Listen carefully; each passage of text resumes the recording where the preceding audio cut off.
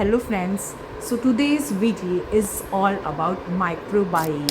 Microbiome क्या है? Microbiome is simply a friendly bacteria. ऐसे बैक्टीरियाज जो आपको नुकसान नहीं करते हैं बल्कि उनकी वजह से आपके बॉडी को फ़ायदा ही है या आपकी बॉडी को जो नुकसान होना चाहिए उससे बचा रहे हैं और जो बैड बैक्टीरियाज होते हैं इनसे फाइट भी करते हैं.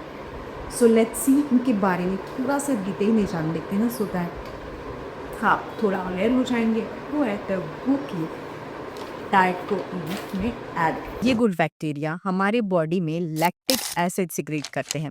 लैक्टिक एसिड जो बैड बैक्टीरियाज है उनके लिए वो टॉक्सिन का काम करता है। लैक्टिक एसिड के प्रेजेंस में हमारे बैड बैक्टीरियाज जो है वो रह नहीं सकते। सो ये इनडायरेक्टली उन्हें मारने का काम करता है। हमारे जो गुड बैक्टीरियाज है वो हमारा खाना जो हम पचा नहीं सकते जैसे कि फाइबर्स वो उनका खाना होता है, वो उसे डाइजेस्ट करने में हमारे लिए हेल्प करते हैं।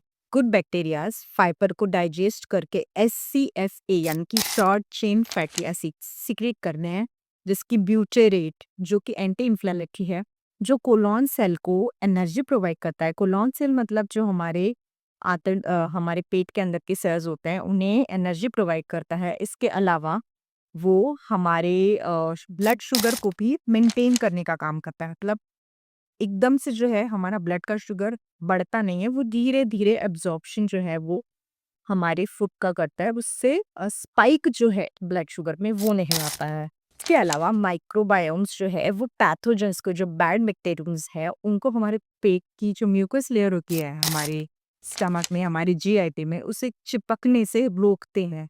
सो इस तरह हमारी पूरे जीआईटी में, गैस्ट्रोइंटेस्टिनल ट्रैक्ट में 99% आइडियली तो गुड बैक्टीरिया होना चाहिए और 1% ही बैड बैक्टीरिया होना चाहिए। अगर ये रेशो मेंटेन है तो ही हमें जीआईटी रिलेटेड प्रॉब्लम्स जैसे कि कॉन्स्टिपेशन, एसिडिटी, बर्निंग, स्टमक एक जैसे प्रॉब्लम्स नहीं होते हैं। And yes, one bonus tip की, क्या आपको पता है कि हमारे पेट के, हमारे जीआईटी सिस्टम के जो सेल्स होते हैं वो एक दूसरे से ऐसे चिपके हुए होते हैं।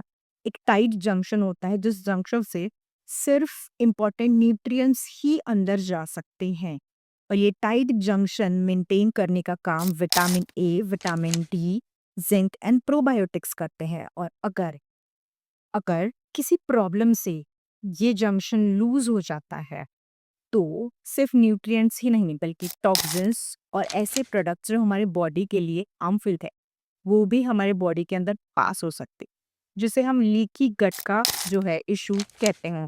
तो it's very important, immigration approval यानी कि जो न्यूट्रिएंट्स है जो अलाउड है अंदर जाना वो ही जाए। तो उसके लिए आपको आपका जो vitamin A, vitamin D, zinc और प्रोबायोटिक का रिक्वायरमेंट है वो फुलफिल होना चाहिए, अदरवाइज आपको जीआईटी रिलेटेड प्रॉब्लम्स भी हो सकते हैं।